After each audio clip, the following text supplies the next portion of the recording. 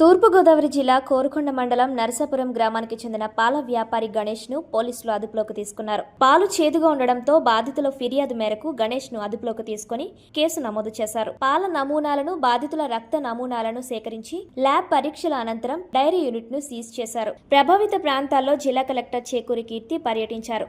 Collector పర్యవేక్షణలో ప్రత్యేక వైద్య శిబిరాలు, ఇంటింటి సర్వే చేపట్టారు.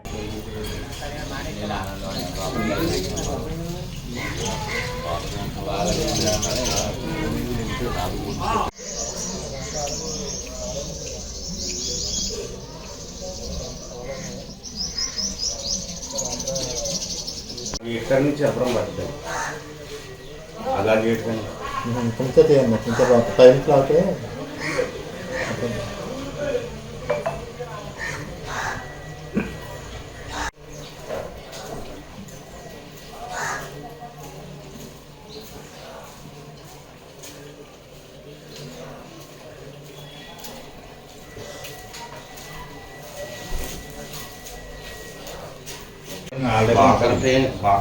కానిస్టేబుల్ దగ్గర ఉన్నాడు.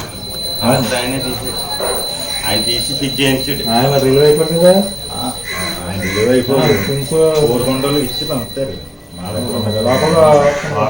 దిగేసి వెళ్ళిపోయే